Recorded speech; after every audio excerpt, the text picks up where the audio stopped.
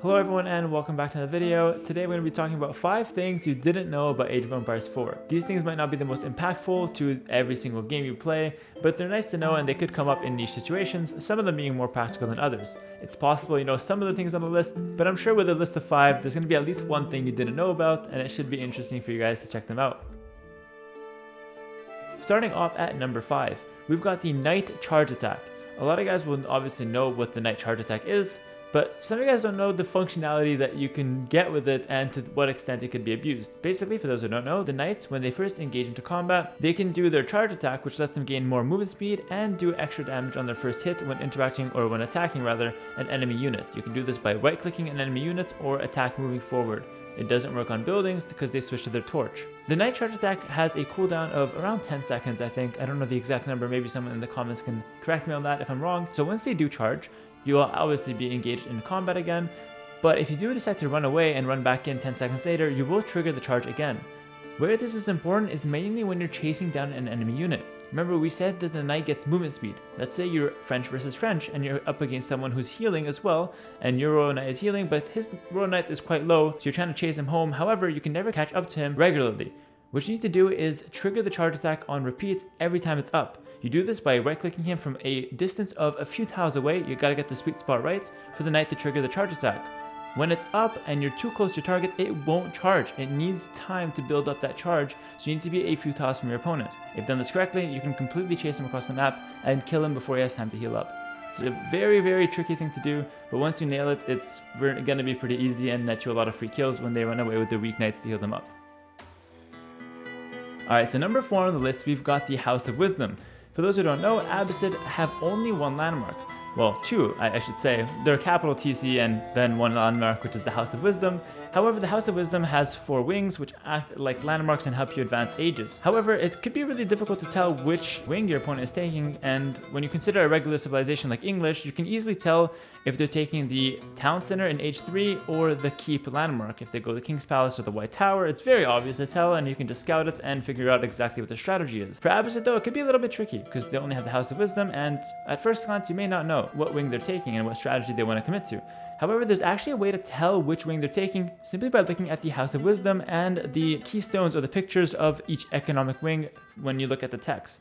If you click the House of Wisdom, you can see that there's a little picture for each wing, and then if you look at the actual House of Wisdom in game, you can see the House of Wisdom changes, and it's visibly apparent to both players depending on which wing is taken, even if it's your opponent. So if you're wondering if your opponent is going economic wing, military wing, or trade wing in a game of, let's say, French Pass, where there's a lot of viable options, you can simply just run past his House of Wisdom and see what he's going to be going for, and based on how it looks like, you can kind of conclude what your opponent is doing and what strategy he wants to play.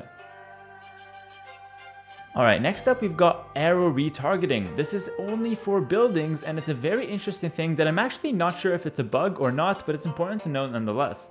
Every single building in the entire game, including the main town center, can retarget, and what I mean by that is, let's say your opponent ram rushes you. You obviously don't want your town center or your tower or your keep attacking the ram with arrows because it's going to do very little damage. You want to attack the units behind the ram. You can do this with every single building except the 2nd or 3rd TC, any extra town center that's not your capital TC. So what I mean by this is, if your opponent ram rushes you, they've got a ram and 10 archers behind it, and they attack your main town center, your capital town center.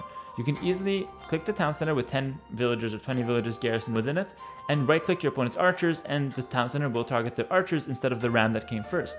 If you try to do this with the 2nd town center, it won't retarget. The 2nd town center or the 3rd town center or any other extra town center cannot retarget the archers and will simply get stuck on the first thing it started attacking, which was the object or the target closest to it when it was garrisoned, which in most cases is the ram. This is extremely important to know, both as an attacker and as a defender. If you're the one attacking, you target their extra town center and put pressure on that, because they're not going to be able to attack your opponents or your units behind it with their 2nd town center. And if you're the one defending, you could opt to make your 2nd town center close to your capital one for the capital town center to then protect you from ram pushes a little bit easier. Something to keep in mind when dealing with early game rushes and could make or break a couple games.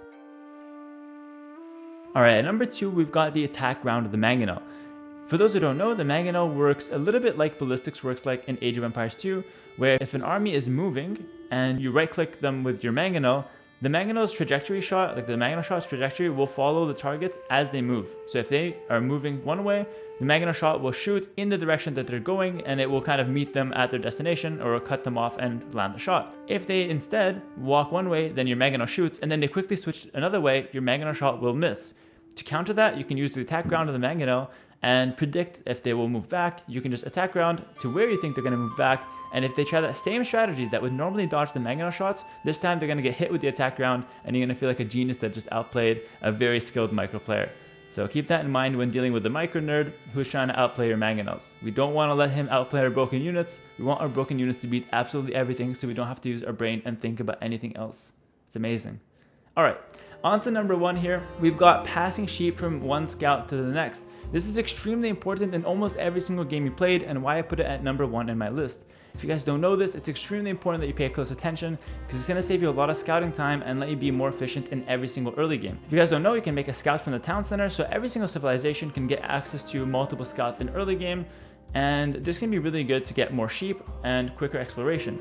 Of course, if you have multiple scouts with like 4 sheep each, let's say at your opponent's base I've got 2 scouts with 4 sheep each, it sucks to have to bring both of my scouts back home and waste all that time just to drop the sheep off to my base and have no scouting information on my opponent in that early game.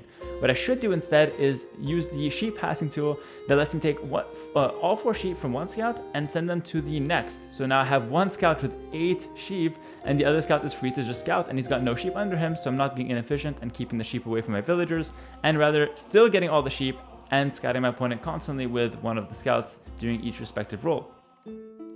Alright, thanks for watching this episode, guys, of my 5 things you didn't know.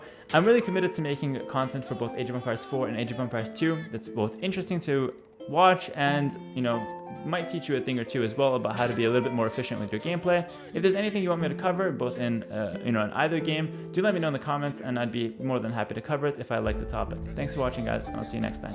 Peace.